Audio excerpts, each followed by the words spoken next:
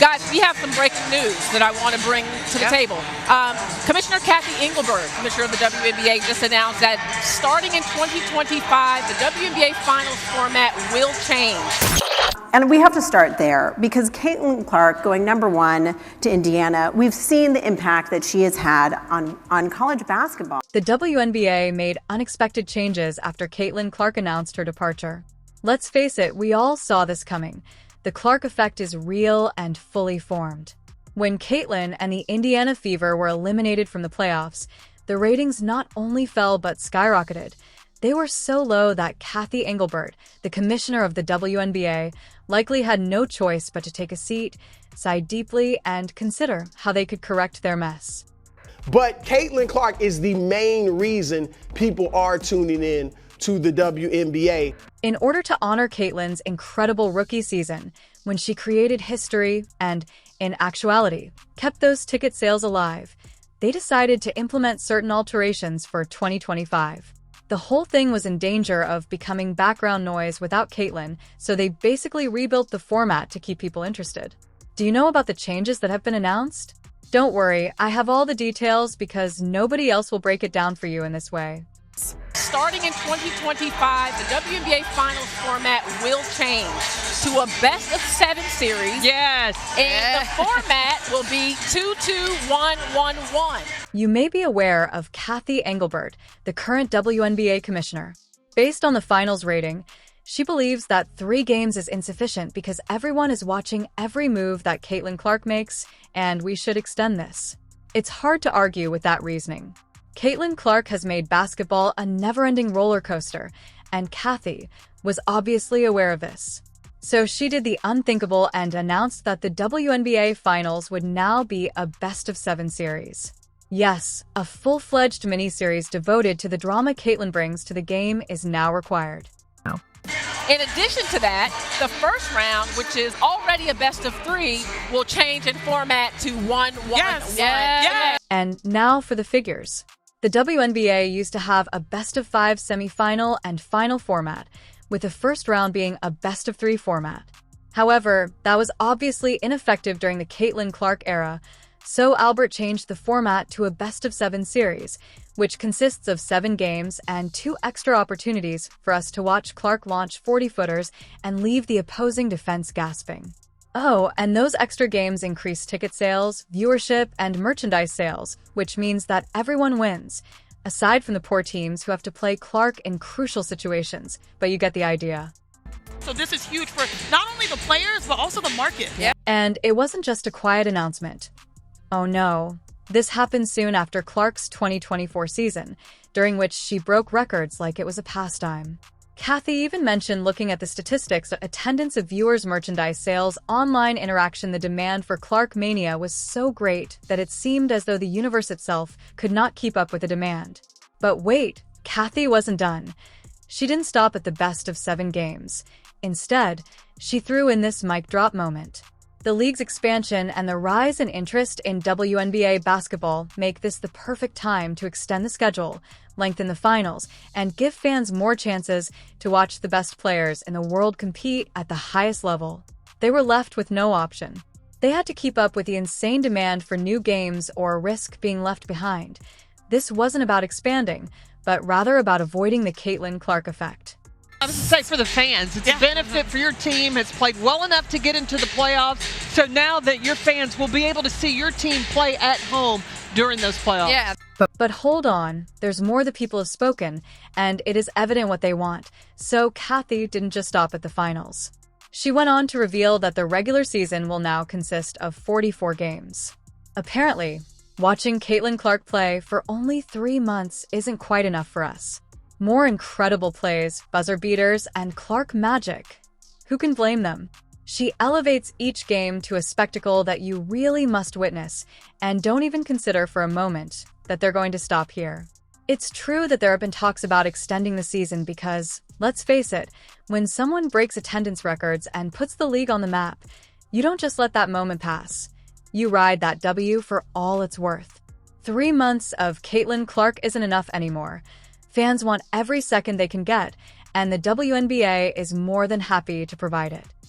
The intensity of the playoffs, getting to go to multiple arenas so that people that are watching at home can see this environment in a multitude of cities. It's amazing. I love it. The growth continues. Because it's quite clear let's take a moment to process that the WNBA didn't just have a nice little bump in numbers last season.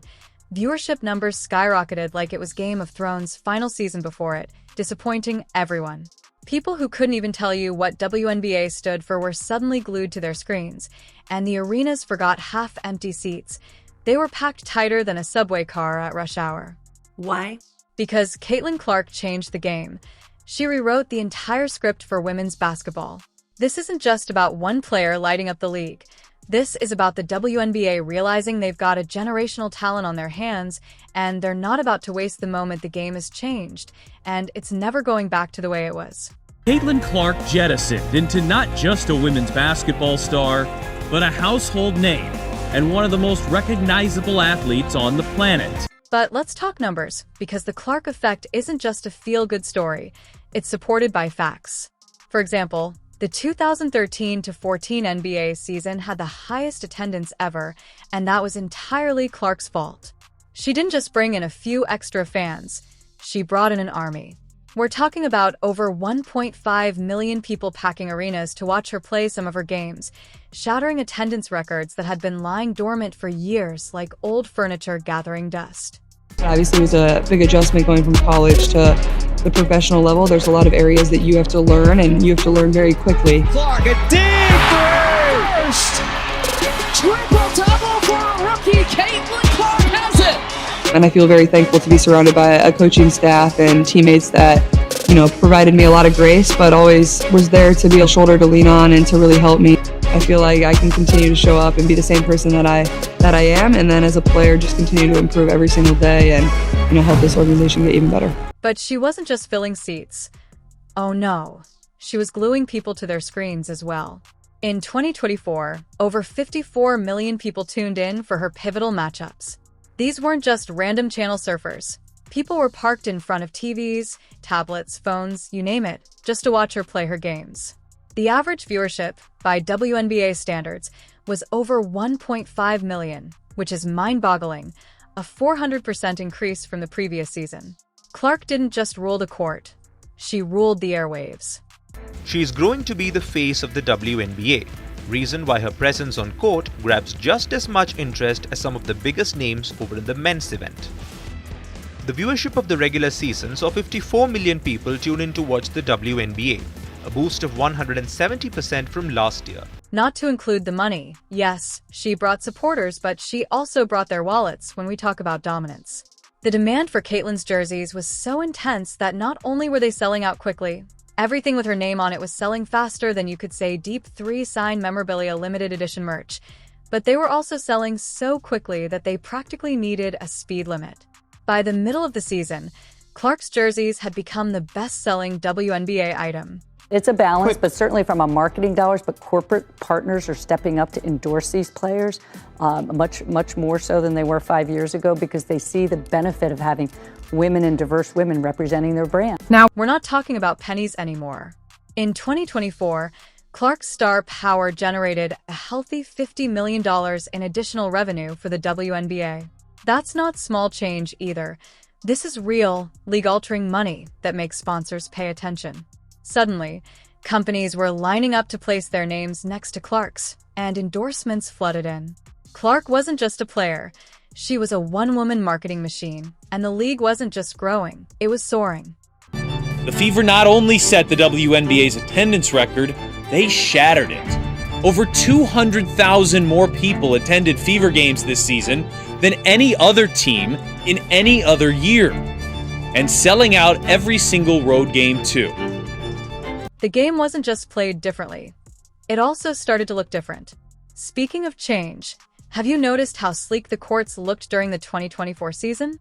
That was the Clark effect in action, as teams literally redesigned their courts to match the hype she was generating. They even started adding design elements to highlight her deep three-point shooting spots because when Clark is consistently sinking shots from 40 feet out, you might as well make those spots a feature. A jam-packed Gainbridge Field house filled to the brim with Fever fans. 22 jerseys and memorabilia, everywhere you turn. Fans packed in the players' tunnel, hoping for a moment, an autograph from their young star. The game saw a significant decline in TV ratings, dropping by half in some cases, and there was a 50% decrease in attendance at playoff games that followed compared to when Caitlin Clark and the Indiana Fever were eliminated from the 2024 WNBA playoffs. The drop in viewership and attendance was staggering. Let's just say the ratings aren't the same with Caitlin Clark and the Indiana Fever now eliminated. Game 1 of the Aces Liberty matchup on Sunday drew an average of 929,000 viewers. Was down nearly 50% from last Sunday's Fever Sun contest. By the way, not only was viewership down. However, Caitlin Clark's influence extended beyond the court. She wasn't just playing the game. Off the court, she was changing the narrative around it. Major media outlets couldn't stop talking about her, and all of a sudden, WNBA players were receiving the same level of attention that NBA stars had been receiving for years. When people say that 2024 was the best year in WNBA history, what they really mean is that Caitlin Clark happened. If you think her story ends there, you might want to buckle up, because this is only the beginning. Clark didn't just thrust herself into the spotlight. She dragged the entire league along with her, and people started treating women's basketball differently. The conversation shifted, and she was the one driving it by the end of 2024. It was undeniable.